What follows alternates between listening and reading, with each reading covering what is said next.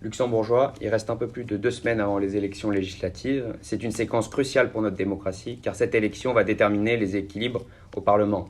Institution centrale qui permet d'accéder au poste de Premier ministre. C'est un rendez-vous important pour le citoyen, car ces élections interviennent juste tous les 5 ans. Et parce que oui, la politique a des conséquences. Souvent, on est tenté de les minimiser ou de les mépriser, mais sachons collectivement qu'elles peuvent nous impacter tant dans nos libertés individuelles, notre portefeuille, notre sécurité ou notre bien-être. Aujourd'hui, et pour la première fois, le média L'Événement a l'honneur de s'entretenir avec l'une des personnalités politiques clés de cette élection, Madame Lenaert, qui est non seulement numéro 2 du gouvernement et ministre de la Santé, mais aussi tête de liste du LSAP, Letzerburger Sozialistische Arbeitspartei, parti voté par 17% du peuple luxembourgeois lors des élections de 2018, ce qui lui a permis d'entrer au gouvernement et de rester une des forces politiques les plus importantes du pays. Madame la vice-première ministre est d'ailleurs considérée par certains sondages comme la personnalité politique la plus populaire, au-dessus même de son concurrent, l'actuel Premier ministre Xavier Bettel, ce qui peut nous permettre de dire qu'elle est une candidate réellement à prendre au sérieux. Madame la vice-première ministre, bonjour, Moyenne. Bonjour. Avant d'expliquer brièvement à nos auditeurs le déroulement de cet entretien, pourrions-nous savoir tout simplement comment allez-vous et comment vous vous sentez pour cette élection? Très bien, écoutez, je suis motivée. C'est une première fois que je fais cette expérience d'élection.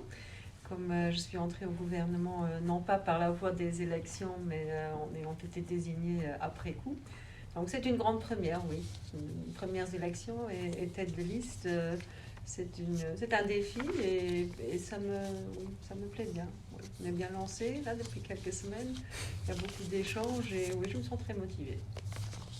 Comme convenu avec Madame Lenaert, la candidate, l'entretien se divisera en 5 parties. Première partie avec des questions de société qui permettra d'apprendre à connaître les convictions personnelles de la candidate. Deuxième partie, votre action au gouvernement en tant que ministre de la Santé, vice-première ministre et vos positions avant.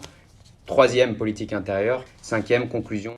Je tiens à préciser d'emblée que nous avons un temps limité et que malheureusement donc tous les sujets ne pourront pas être abordés. Mais ceci dit, lançons la première partie. Donc, question société. Ce sera une question sans contradictoire. Je pose la question à la candidate et elle nous répond pour ou contre, puis après elle a quelques secondes pour étayer ou préciser son propos. Tout d'abord, Madame Lenaert, vous considériez-vous de gauche ou de droite? Pourquoi? Plutôt de gauche, donc j'ai toujours eu le souci de la société dans son ensemble. Et ce qui m'a motivée depuis mon jeune âge, en fait, c'est de faire en sorte que tout le monde puisse trouver sa place dans une société.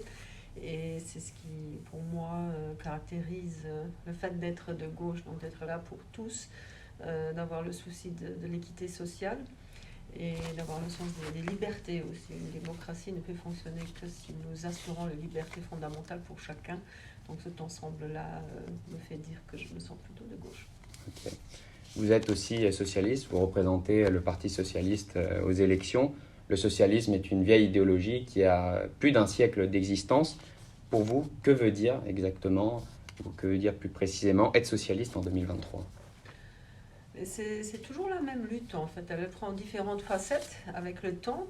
On a toujours milité pour l'égalité entre les êtres humains, pour donner sa valeur à chacun dans la société, de faire en sorte que les gens, qu'on puisse égaliser les différences qu'il y a. Pas tout le monde est né égal, donc les prémices ne sont pas les mêmes et c'est le devoir de la société pour moi de faire en sorte que chacun puisse bénéficier d'un maximum de chances, d'un maximum de bagages pour participer à une démocratie.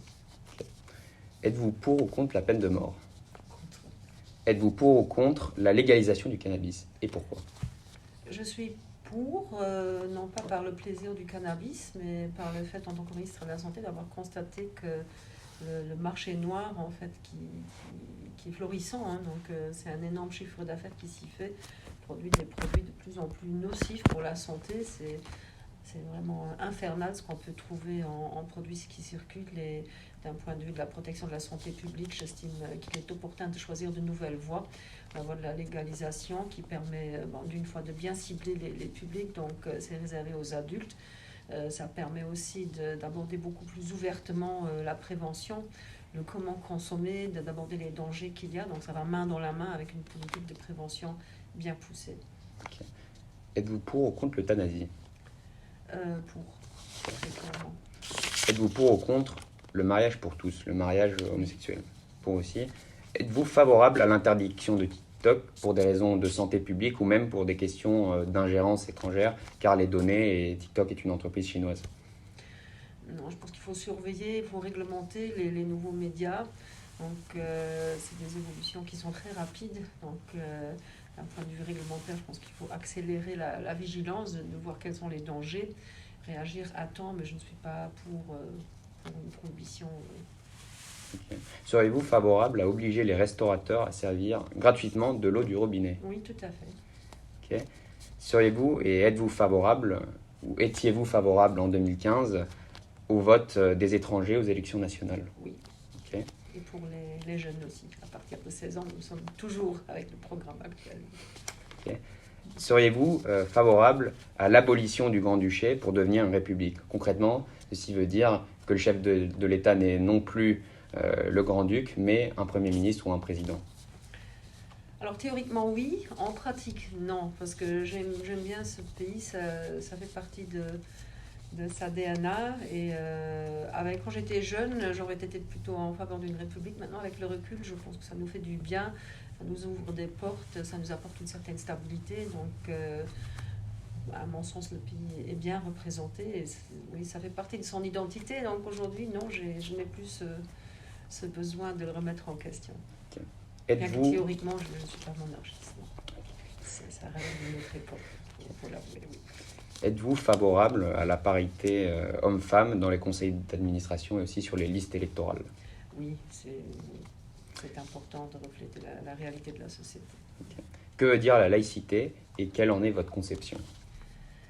La laïcité, pour moi, c'est de s'organiser en société sans que la religion ait une place prédominante ou particulière. Donc chacun doit être libre dans sa façon de croire, dans sa vie, sa façon de vivre son culte, mais pour moi, la vie publique, elle doit être séparée, elle doit être départagée de considérations religieuses. Okay. Quel avis portez-vous particulièrement sur le voile islamique? C'est une expression pour moi, c'est une question de liberté, donc je respecte tout le monde dans sa religion. Personnellement, je suis athéiste, mais je respecte la façon de s'exprimer dans sa religion. Ça ne me pose pas problème. Non, je suis plutôt en faveur de respecter chacun dans sa façon de vivre sa religion, tant que les libertés d'autrui ne sont pas affectées. Avec le voile, pour moi, personnellement, ce n'est pas le cas. Okay. Croyez-vous au multiculturalisme? Absolument, oui. Est-ce que vous seriez favorable au vote à 16 ans? Et si oui, pourquoi précisément? Je suis favorable au vote à 16 ans, donc ça fait partie de notre programme électoral. Nous sommes convaincus que c'est très important que les jeunes, s'ils ont l'envie de s'impliquer en politique, qu'ils le fassent. Parce que la politique, en fait, ce n'est rien d'autre que de construire l'avenir. La politique, c'est l'architecture de l'avenir. Donc les jeunes, on attend beaucoup d'eux. Donc ils ont des obligations dans la société, et pourquoi ne pas leur donner la possibilité, volontairement évidemment, de participer aussi aux urnes. Donc pour moi, c'est important. J'estime que les jeunes sont tout à fait capables d'apporter leur point de vue. Surtout dans un monde qui change avec la rapidité comme on peut le vivre aujourd'hui, c'est important pour nous, les adultes aussi, d'entendre les jeunes, de voir ce qu'ils pensent de l'impact et des possibles. Il y a des choses qui peuvent nous faire peur à partir d'un certain âge, pour les nouvelles technologies, où les jeunes, eux, ont une autre vue, ils peuvent apporter une pointe d'optimisme peut-être aussi à l'avenir. Donc à mes yeux, très important. Surtout aussi que les élections ne sont que tous les 5 ans. Donc si vous les loupez de près, ça va quand même perdre pas mal d'années de participation. Okay. Quelle est la personnalité politique qui vous inspire le plus dans le monde actuellement? Par exemple, Xavier Bettel, ou sinon le personnage politique historique préféré, par exemple Churchill ou Napoléon? Churchill, j'aime beaucoup, mais j'avais beaucoup admiré Jacinda Ardern en Nouvelle-Zélande. C'est une femme formidable. Je regrette qu'elle ait quitté la politique. Donc la première ministre. En respectant sa décision. Oui. Okay. Si vous pouviez réaliser une utopie politique, laquelle réaliseriez-vous? Une utopie politique? Par exemple, la fin de la fin dans le monde, par exemple. Moi, ce serait très modeste. Quelque part, c'est une utopie d'avoir un discours toujours serein en politique qui, oui, ce serait déjà très bien sur le plan mondial. Et quelles sont vos 3 priorités en tant que politique? Les 3 choses qui sont sur vos bureaux, c'est la priorité. Maintenant, sur les bureaux, c'est un peu différent. Sur mon bureau ici, c'est la politique de la santé. Si vous posez la question d'un point de vue électoral... Non, plus global. Plus global, pour le Luxembourg, c'est vraiment comment gérer notre croissance. Donc le Luxembourg a eu un accroissement démographique énorme, on en a besoin, on sera tributaire de main-d'œuvre étrangère. Donc c'est comment gérer ça, comment anticiper les défis auxquels nous sommes confrontés. Donc... le logement, tout le monde en parle, le territoire est limité, donc c'est un gros défi. Aussi l'équité sociale au Luxembourg, parce qu'on a été tranquille très longtemps. C'est un pays paisible, mais on voit que les écarts entre ceux qui gagnent beaucoup et ceux qui ont du mal à s'en sortir avec le produit de leur travail est grandissant. Donc c'est quelque chose qui m'inquiète beaucoup. Je pense que c'est important pour le Luxembourg de contre-réagir, de contrebalancer cette évolution. Ce qu'elle ne nous fait pas du bien. Donc on a toujours été une terre d'intégration très ouverte. Et si on veut sauvegarder ça, il faut qu'on fasse en sorte que tout le monde a l'impression de participer à la prospection économique aussi du pays. Citez-moi 3 dangers qui menacent Luxembourg. C'est justement ça, c'est cet écart qui est grandissant. Donc je vois un danger qu'il y a des clivages qui vont commencer à grignoter à la confiance qu'il y a dans la politique, dans les institutions. Donc il faut cette confiance. Ça va générer une ambiance négative. J'ai envie d'optimisme pour mon pays, de croire en l'avenir. Et un danger, c'est la compétitivité. Le Luxembourg est prospère, mais les secteurs sur lesquels on est actif sont limités. On n'a pas... un territoire qui permet de développer des grandes industries, donc il faut qu'on reste créatif tout le temps dans l'innovation et tourner vers l'avenir pour découvrir vraiment des secteurs qui vont nous permettre d'assurer la richesse du pays aussi à l'avenir. Okay. Donc la division et le changement climatique. Donc division, changement climatique et la compétitivité économique. Okay. Donc cette partie, une fois finie, on va continuer avec votre action au gouvernement. Rapidement, pour contextualiser, vous faites partie d'un gouvernement qui est le fruit des élections de 2018, donc une coalition entre les Verts, le Parti démocratique de M. Bettel et les AP, les socialistes. C'est un gouvernement qui a vécu la pandémie, la guerre en Ukraine. Et tout d'abord, vous concernant directement, pourriez-vous résumer, parce que pas tous les citoyens sont forcément au courant, votre action au gouvernement, les lois que vous avez portées, les causes, les mesures sur lesquelles vous avez travaillé? Cette période était marquée profondément par des crises, donc ce qui était peut-être pas tellement perceptible de l'extérieur, c'est qu'on a réussi à se mettre ensemble avec tous les partenaires sociaux, avec les syndicats, les patrons, et on a trouvé des solutions pour nous sortir de crise. Donc pendant la pandémie, on a réussi à le faire en mobilisant tout le monde pour aider, pour contribuer. On a pu mobiliser des aides très rapidement pour les entreprises, pour les gens qui n'avaient pas d'emploi. Donc c'était vraiment quelque chose où le Luxembourg s'est différencié d'autres pays par la rapidité de notre action et par l'efficacité aussi. Donc on a su prendre ces chemins courts en misant sur le dialogue et en investissant dans nos gens. Donc on a réagi rapidement et ça nous a permis vraiment de prendre la relève très rapidement aussi par la suite. La même chose pour les crises qui s'en ont suivi. Je pense que c'est vraiment...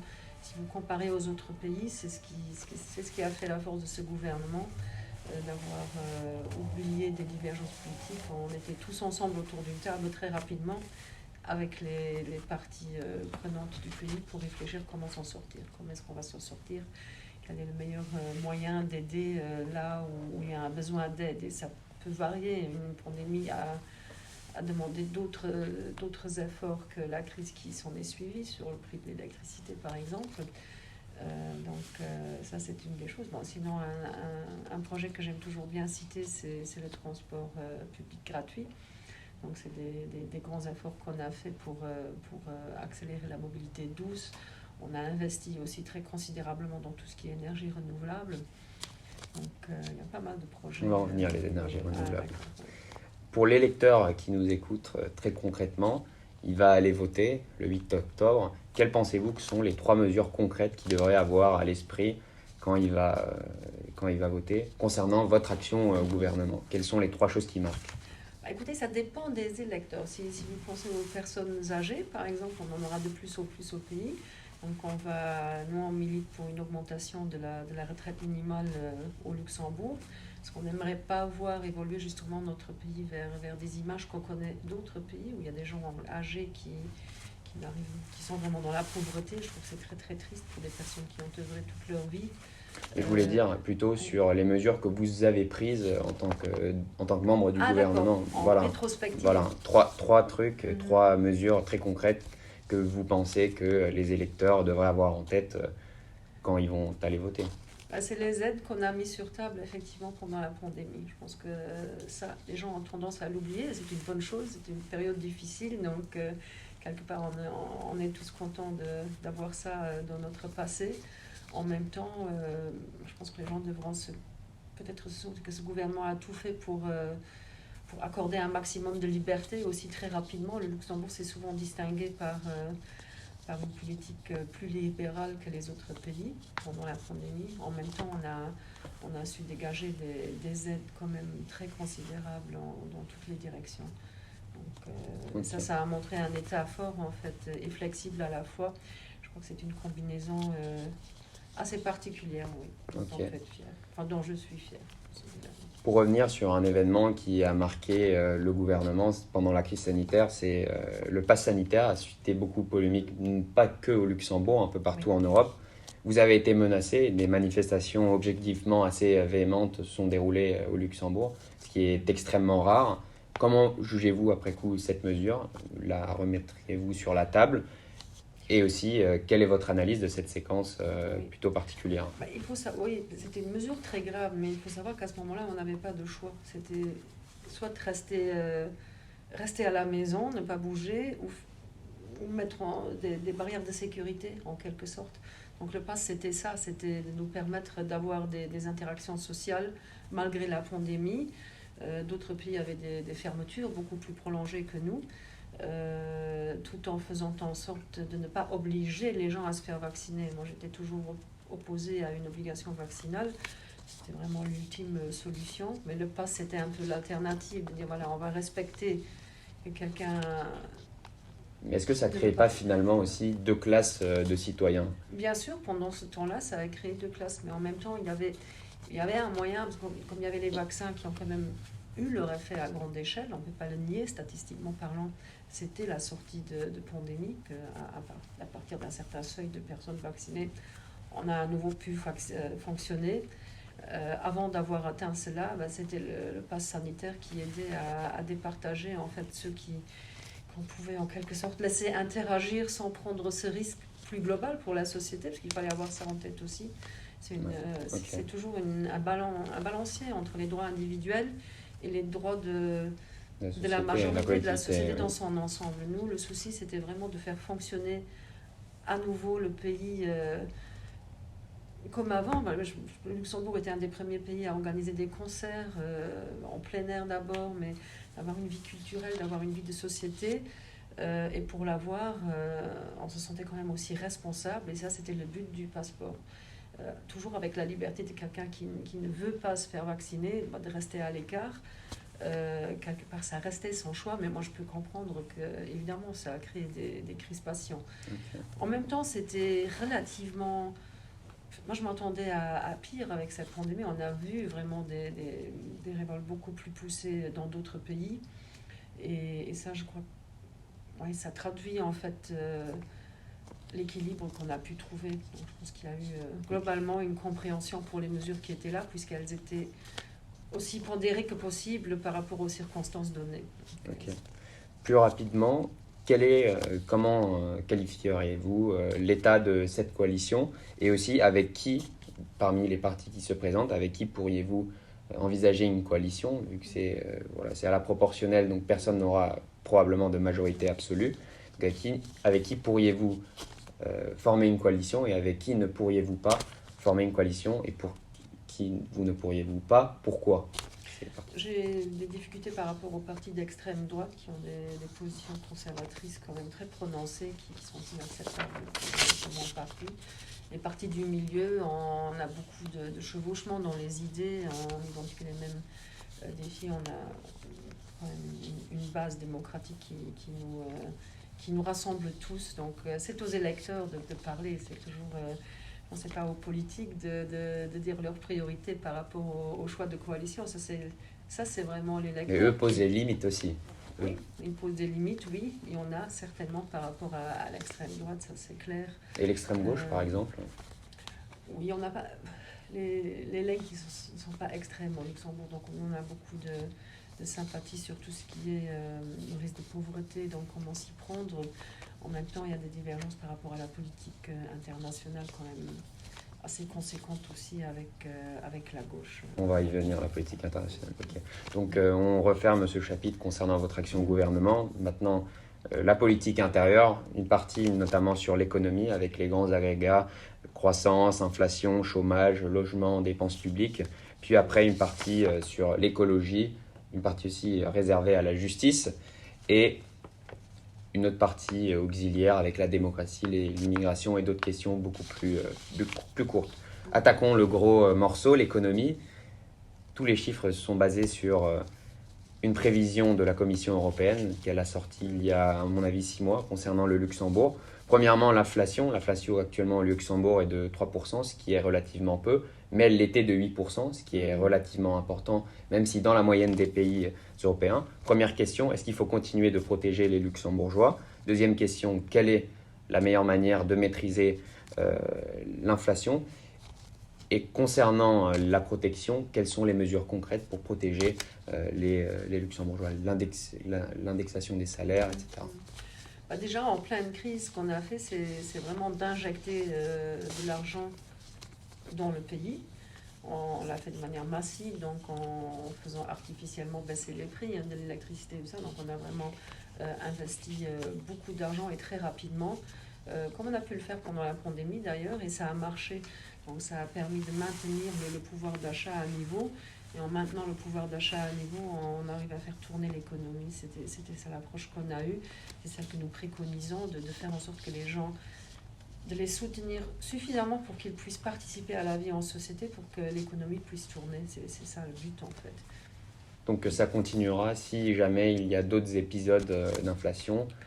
Maintenant, on ne peut pas éternellement injecter des deniers publics pour faire comment dire, pour donner une béquille en fait, pour supporter les phases de crise extrême. Donc je reste optimiste.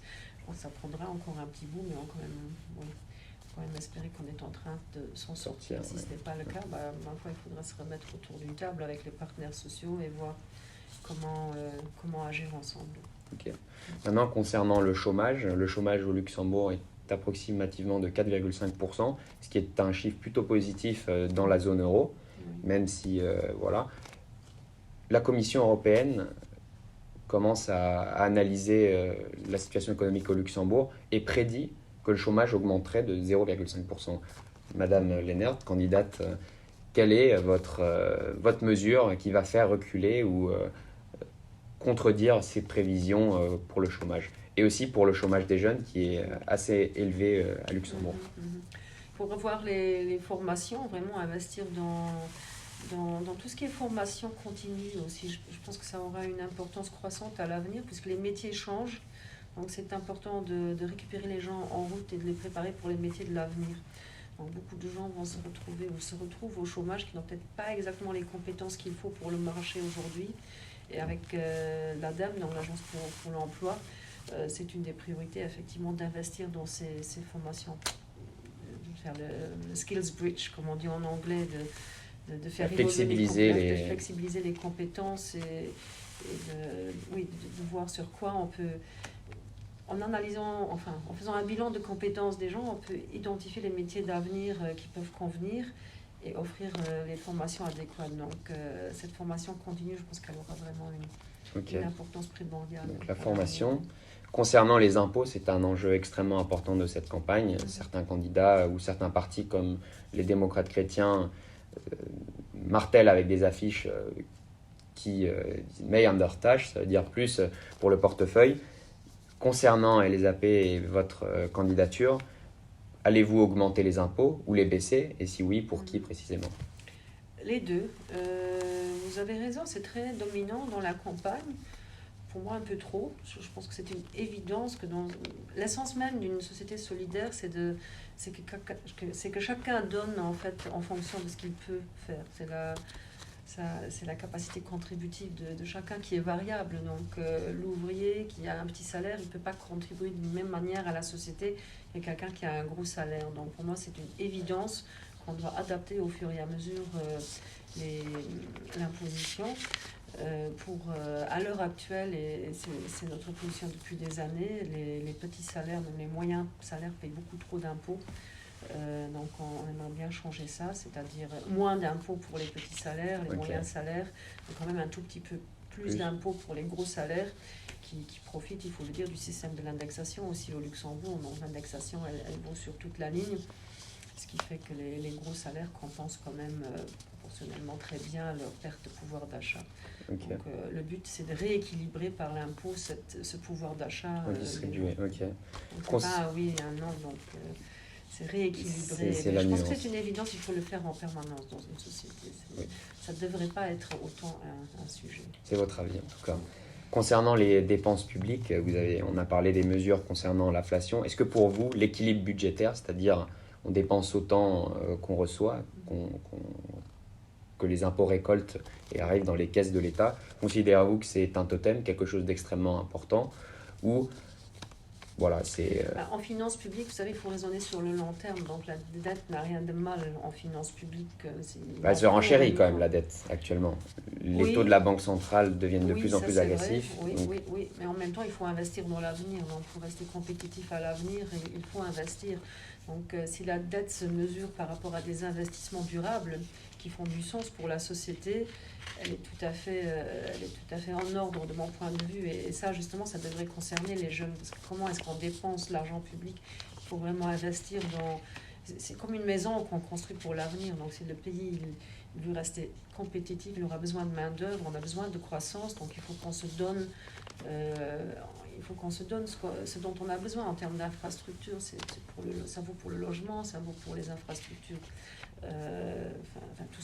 Tout ce dont on a besoin en société, les hôpitaux, les écoles. Et si c'est pas efficace, c'est les jeunes qui paieront aussi la facture. Donc, il faut être toujours adapté. Et ça, c'est une des difficultés que le Luxembourg vit actuellement. Donc, on a eu une croissance démographique fulgurante au cours des 10 dernières années. Et par rapport à ça, il faut vraiment accélérer les investissements pour à nouveau être en équilibre par rapport aux besoins qu'on a. Si ce déséquilibre est là, le pays en souffre, il perd en attractivité. Et donc, ce sont des investissements qui sont nécessaires maintenant, parce que ce sont ces investissements qui vont nous générer de l'emploi et de l'attractivité à l'avenir. La même chose vaut pour la transition écologique. Donc, je pense qu'il faut vraiment maintenant investir aussi dans les entreprises, aider les gens à vivre ce changement aussi rapidement que possible. Plus rapidement qu'on sera prêt, plus on sera compétitif et attractif à nouveau. Donc c'est la rapidité qui va faire la différence. Concernant maintenant la croissance économique actuellement au Luxembourg est de 1,5%, ce qui est un chiffre encore une fois plutôt positif dans la zone euro, mais historiquement bas car la croissance est en général aux alentours de 2,5%. Déjà, première question, pensez-vous que la croissance est un objectif maintenant avec tous les objectifs climatiques, les questions climatiques, produire plus, est-ce que c'est forcément... et la croissance, c'est ça, c'est produire plus, premièrement. Et deuxièmement, que feriez-vous, si oui, pour augmenter cette croissance qui est finalement, on l'a vu à travers de ces 2 derniers siècles, est la meilleure manière de faire prospérer le pays et les citoyens? Là, encore une fois, ce n'est pas un oui et pas un non. Donc, notre position qui est très claire dans notre programme électoral, c'est qu'il faut absolument absolument coupler la croissance économique à des indicateurs de bien-être. Les indicateurs de bien-être, je les conçois comme couvrant autant l'être humain, donc le bien-être des êtres humains, leur santé, comment est-ce que ça évolue, mais aussi l'environnement, la question environnementale. Donc vous avez des pays qui sont vraiment précurseurs là-dessus, comme la Nouvelle-Zélande justement, mais aussi en Europe, il y a la Finlande, il y a l'Écosse. Ils ont pas oui, ils ont en Suède par exemple, ils ont plein de lacs. C'est pas exactement la même chose. Justement, on va le voir dans la structure énergétique luxembourgeoise, ce n'est pas la même chose.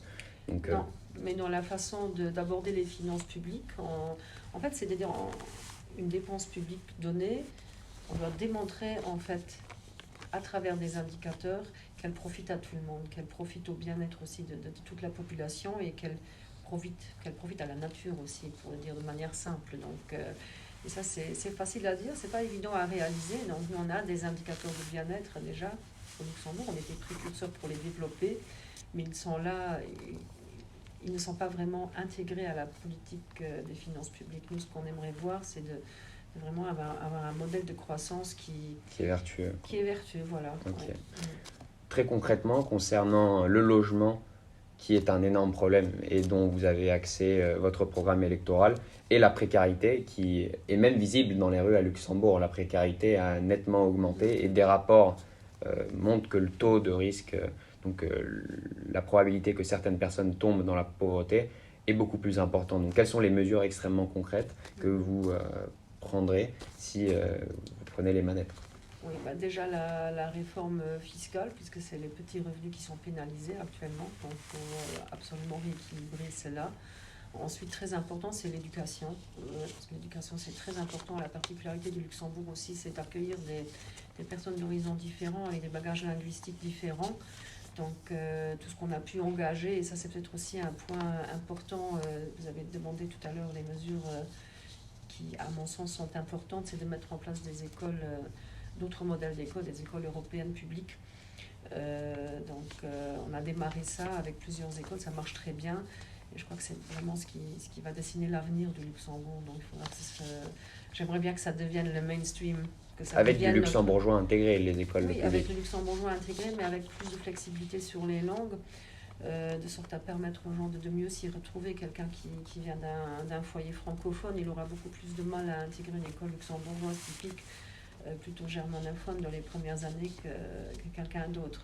Et plus de difficultés à s'intégrer aussi s'il ne parle pas la langue. Absolument. Et la langue est le ciment aussi de la nation.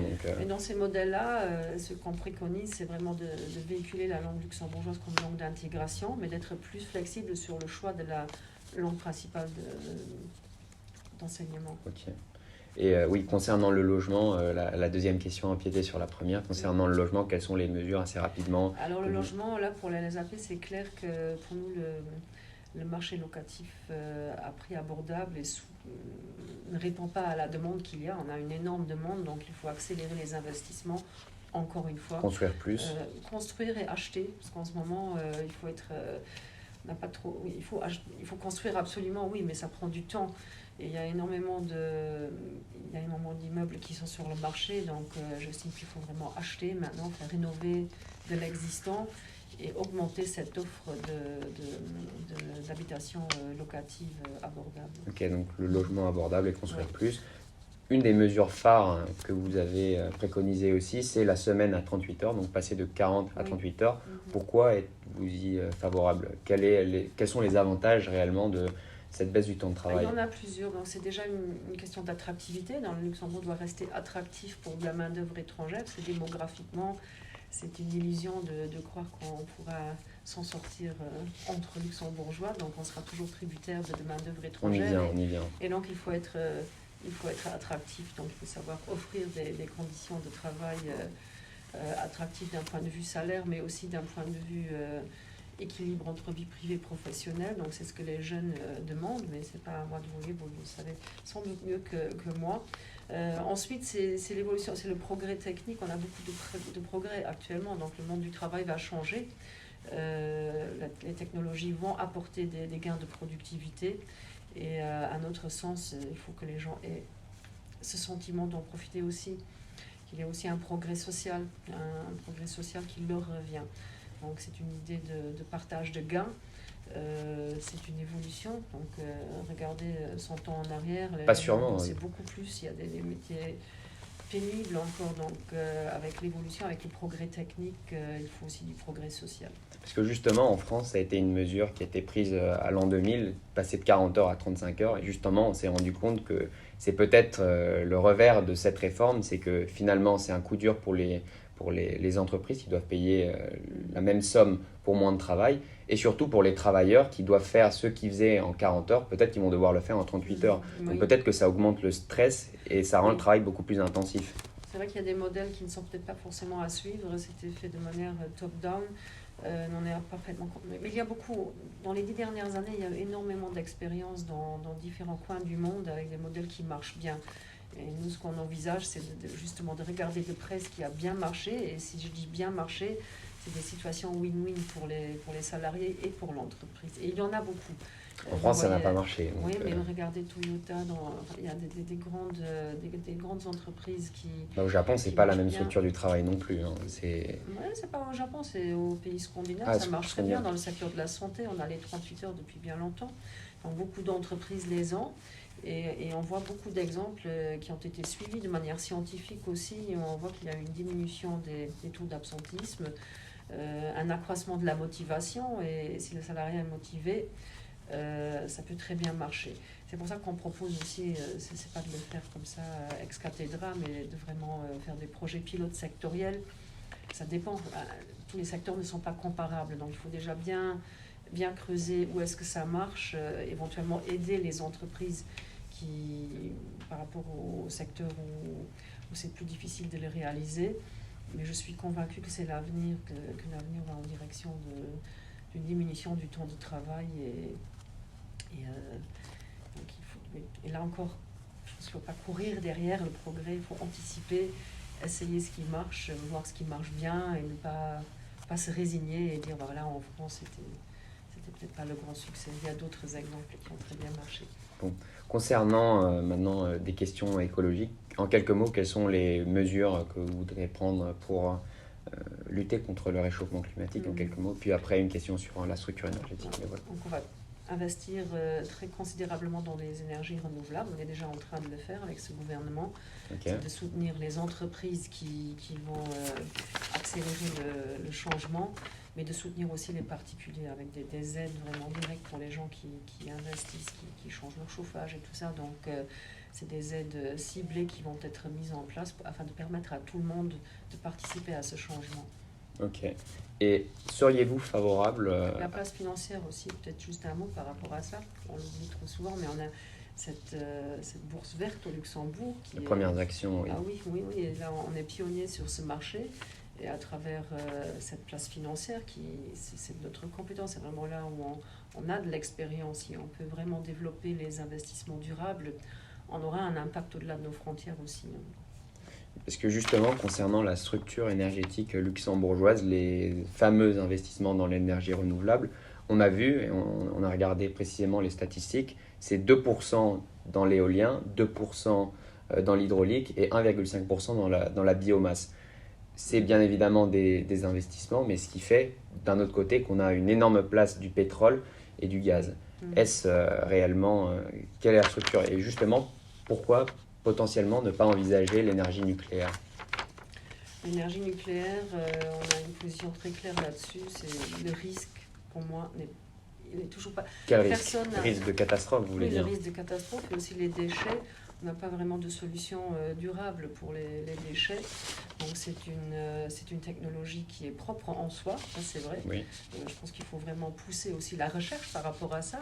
Un jour, on aura une solution. À ce jour, pour moi, il n'y a pas de solution défendable par rapport aux déchets qui ne sont pas gérés de manière durable à ce moment-là. Et il y a un risque quand même avec ce qu'on a pu voir en catastrophe, qui est aussi disproportionné par rapport au cas. C'était un tsunami. Au Japon, c'était un tsunami. L'URSS, il y a une certaine structure. Oui. Justement, la prévention s'est aussi énormément développée. Donc peut-être que le risque de catastrophe est à négliger. Et justement, en parlant de risque, on a calculé, il y a une étude qui a calculé le taux de mortalité en fonction du nombre de térawattheures. Donc par chaque 100 térawattheures, ils ont calculé que Donc les plus vertueux, c'était les énergies renouvelables, 2 à 4 morts chaque 100 TWh. L'énergie nucléaire, c'est 7 morts. Et par après, le gaz et le pétrole, qui est extrêmement utilisé au Luxembourg, c'est 180 fois de plus, c'est 180 fois plus mortifère que le pétrole. Donc est-ce qu'il n'y a pas une priorité à investir dans le nucléaire, sachant que le pétrole et le carbone vont créer de la pollution qui tue dans le monde? Ça, c'est les statistiques, vous les avez en rétrospective. Le risque en prospection, si quelque chose arrive, le risque est tellement... Enfin, le mal qui est fait est tellement énorme pour moi, il est inacceptable dans son potentiel qu'il a. Maintenant, c'est vrai que les accidents sont rares. Mais Fukushima, c'est un mort. C'est un mort lié à... Et la pollution qu'il y a eu pendant des années, on peut bien pas évidemment, le mesurer en termes de décès. Il y a des cancers, il y a beaucoup de choses qu'on ne peut pas le mesurer qu'en termes de décès. Je pense que c'est... Ouais. Mais justement, si on fait le rapport entre les décès, les énergies fossiles font beaucoup plus de morts de par la contamination que l'énergie nucléaire. C'est sûr qu'il faut en sortir et c'est le plan qu'on a. Donc, oui, mais le plan, pour le moment, les énergies renouvelables sont extrêmement cantonnées et on voit que le pétrole est extrêmement utilisé. Il faut les accélérer, ça c'est clair. Donc pour nous aussi, c'est clair qu'il faut l'accélérer. Bon. L'hydrogène vert aussi, c'est une option. Ok. Maintenant, des questions concernant une petite partie justice.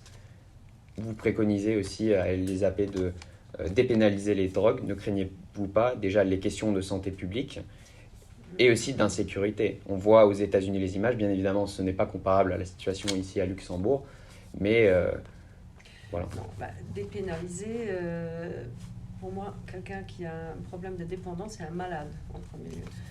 Tout comme quelqu'un qui a un problème d'alcool, c'est un malade, il faut le traiter.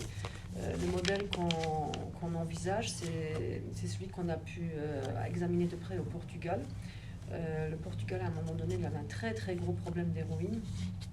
Et c'est justement à travers ce changement de paradigme, en mettant en place une offre très généreuse pour vraiment aider les personnes en situation de dépendance, ne pas les considérer comme des criminels. C'est ce qui leur a permis vraiment de baisser la mortalité, mais de manière très impressionnante. Donc, pour moi, quelqu'un qui est dépendant, c'est un malade d'abord. Donc, il faut l'aider. On a mis en place pendant la pandémie des programmes de substitution qui ont très très bien marché. Donc, il y a une grande adhérence parce que les gens qui sont en situation de dépendance, ils ont une envie, c'est d'en sortir. Et c'est là où on doit intervenir. C'est ça notre priorité, d'aider les gens à sortir de la dépendance. Le modèle portugais, pour vous donner l'idée de base, en fait, c'est pas décriminalisé, point. En fait, il y a une option. Donc, quelqu'un qui se fait verbaliser pour une consommation, il a le choix. Soit il a sa peine, soit il est dirigé vers une aide, en fait. Et la plupart des gens, je crois que 80% optent pour l'aide. Et parmi ceux qui optent pour l'aide, il y a un gros pourcentage qui reste là. Si c'est bien fait, si c'est des bonnes structures qui sont présentes, qu'on ne doit pas se déplacer trop loin pour avoir cette aide-là, ça peut très bien marcher. En tout cas, on a vu que ça marche. Et pour moi, la situation telle qu'elle est, elle n'est pas du tout satisfaisante. On voit que la répression, ça ne marche pas. Regardez en France, avec la répression, c'est pas que la situation est meilleure qu'ailleurs. Le contraire est le cas. Donc la répression n'a marché nulle part. Donc je pense qu'il faut chercher d'autres solutions. Okay. Maintenant, que ce soit la bonne ou la solution ultime, je ne sais pas. Okay. Nous, ce qu'on a pu constater, c'est qu'au Portugal, ça a marché. C'était vraiment une situation dramatique et ils ont changé de paradigme. Ça a changé complètement la donne. Donc c'est plutôt la voie qu'il faut envisager, sans être sûr du résultat non plus. Okay. Et la répression, c'est plutôt vers les trafiquants. Je pense qu'il faut l'orienter. Il y a quand même des gros sous qui sont là derrière. Donc, surtout à Luxembourg. Oui, il faut... on va en revenir sur des trafiquants qui utilisent le Luxembourg aussi. Concernant, il y a une polémique actuellement dans les prisons luxembourgeoises concernant le fait qu'il y ait des mineurs dans des prisons, des personnes qui ont plus de 16 ans qui sont dans les prisons. Ne pensez-vous pas justement, vous avez proposé l'idée, vous êtes pour la mesure du fait que les personnes de plus de 16 ans puissent voter, pensez-vous pas qu'en responsabilité et qu'en conséquence, les prisons, ce soit la même chose? Pourquoi responsabiliser plus dans les questions électorales les mineurs et ne pas le faire quant aux prisons? Je crois qu'un mineur en délinquance, il a un parcours qui n'était certainement pas très favorable. Et là aussi, je pense qu'il faut surtout l'aider à retrouver le chemin vers la société. Donc la prison, c'est pas l'endroit pour les jeunes. Je pense qu'il faut travailler avec les jeunes s'ils sont en délinquance à cet âge-là. C'est que quelque chose a mal tourné.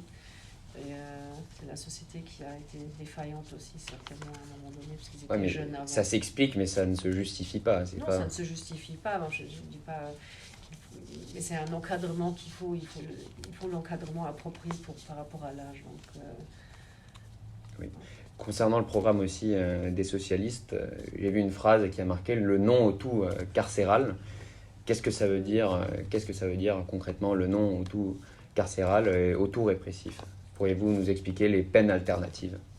C'est de faire travailler les gens, de leur donner une occupation utile, de leur donner un sens à la vie.